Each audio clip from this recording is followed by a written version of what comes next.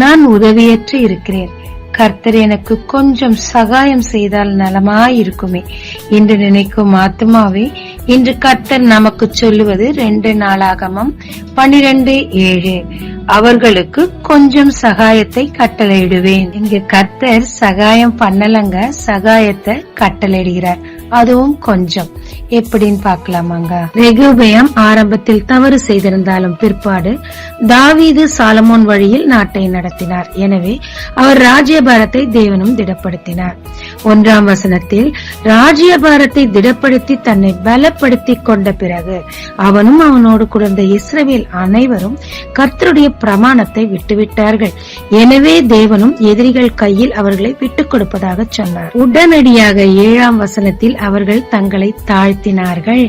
அதை கண்ட கர்த்தருடைய வார்த்தை செமையா என்ற தீர்க்கதரிசிக்கு உண்டாக்கி, நீங்கள் உங்களை தாழ்த்தினீர்கள், எனவே உங்களை அழிக்க மாட்டேன் என்று சொல்லி கொஞ்சமாய் உங்களுக்கு சகாயம் செய்வேன் என்று சொல்லி கர்த்தர் வாக்கு பண்ணினார்.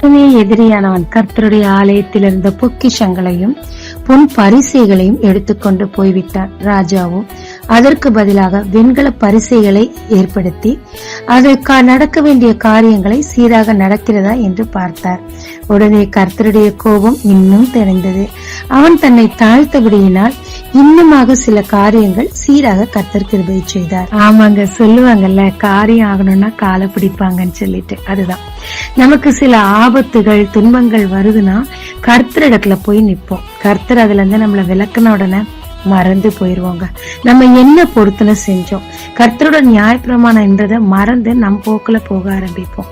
சில நேரங்கள்ல தண்டனைகள் நமக்கு இதுக்குதாங்க வருது. ஆனா அந்த நேரத்தையும் நம்மை நாம் கர்த்தர் முன்பாக தாழ்த்தும் போது கர்த்தர் நமக்கு கொஞ்சம் உதவி செய்வார். இன்னுமாய் நம்மை தாழ்த்தும் போது அழிந்து போன காரியங்களை கர்த்தர் இன்னும் கொஞ்சம் சீராக்குவார். ஏனென்றால் அவருடைய கோபம் நம்மை விட்டு தணிந்து போவாங்க. வானத்தையும் பூமியும் படைத்த மிகப்பெரிய கர்த்தரிடத்துல நமக்கு என்னங்க ஈகோ? ஆமா கர்த்தாவே, நீர் செய்த நன்மைகளை மறந்து தவறு செய்துட்டேன்னு நம்மை நாம் தாழ்த்தும் போது நமக்கு அவர் உதவி செய்து சீரற்று போயிருக்கும் நம் காரியங்களை அவர் சீர்படுத்தி மீண்டுமாய் அவர் நம்மை உயர்த்துவாருங்க. ஜெபிக்கலாமாங்க. தேவரீர், என் ஆபத்தில் எனக்கு உதவி, என்னை உயர்த்தியதை நான் மறந்து உலக போக்கில் போய்விட்டேன், சீரழிந்து விட்டேன் ஐயா.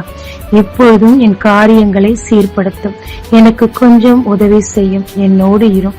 இயேசு மூலம் பிதாவே, ஆமென். இயேசு கிறிஸ்துவின் நாமத்தில் இந்த நாளில் உங்களை ஆசீர்வதிக்கும் ஜீசஸ் விஷன்.